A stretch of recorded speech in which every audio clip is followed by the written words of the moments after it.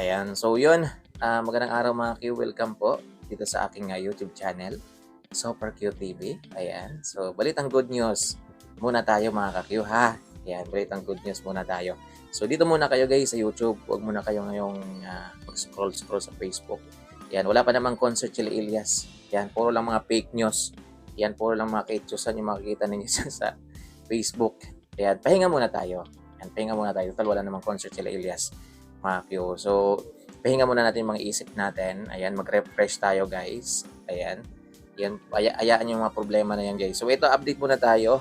Ayan, about dito sa kanta na ginagawa ni Sir Lito Camo kay Elias TV. So, meron na tayong update guys. Hi guys! Magandang araw sa inyo lahat. Lito Camo po. At syempre sa araw na to, nag-order ako ng pagkain kasi tuwan-tuwa ako dahil natapos ko yung kanta ni Elias. At syempre, papakainin ko sila dito sa bahay. Ayan o. Ayan o. Ayan. Minsan ko lang ginagawa yan pag natutuwa ako. So sa inyo lahat, salamat po sa lahat ng mga followers na Elias. Sana ang tabayanan nyo yung aming kanta. Okay? Everyone, God bless. Thank you. Lito Camo po. So, yun. Grabe. Guys, ayan, natapos na po ni Sir Lito Camo yung kanta. Ayan, para kay Elias JTV. Makyo. Ayan, hindi ko alam guys kung ilang kanta yung natapos ni Sir Lito Camo. Pero ang mahalaga guys, ay meron ng kanta.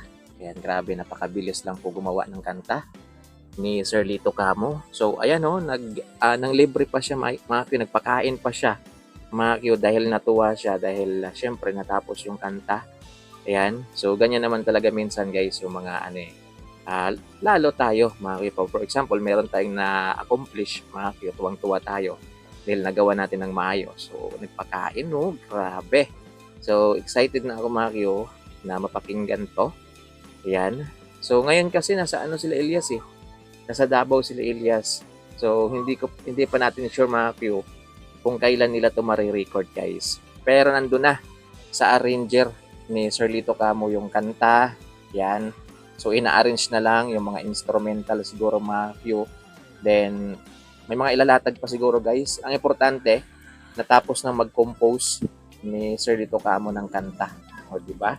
Grabe, nagpakain talaga siya, mga ka-few. Umorder talaga siya ng napakaraming pagkain, guys. Kasi nga natuwa daw siya. Dahil natapos niya na yung kanta para kay Elias. O, diba, guys? So, meron na naman tayong maririnig. So, ang sabi kasi na Sir Lito Camo nung mga nakaraan, ano daw, yung tema, parang sing and dance, parang gano'n.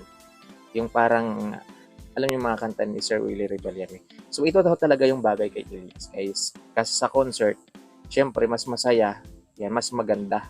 Yan, yung tipong mapapaindak kahit yung mga manonood. So, grabe.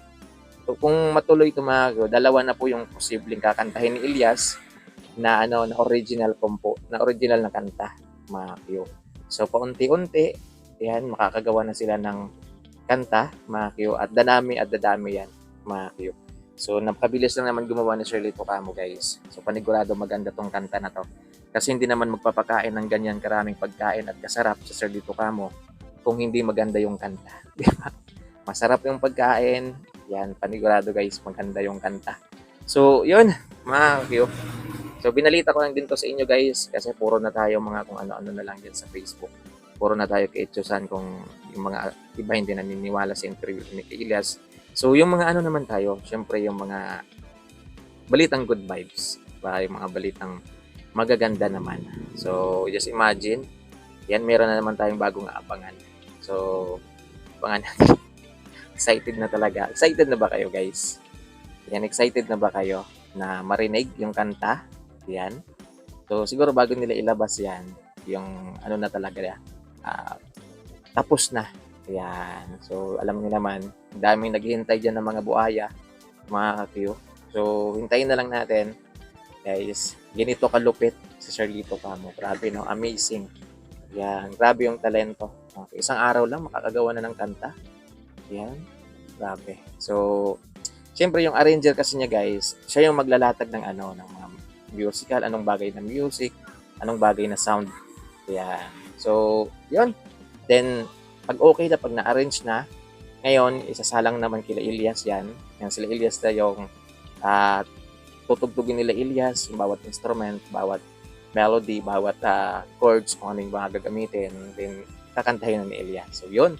Tapos, okay na. Yan, another original song na para kay Elias JTV. Ayan, comment niya kayo guys kung excited na kayo. Comment nyo na lang dyan sa comment section mga ka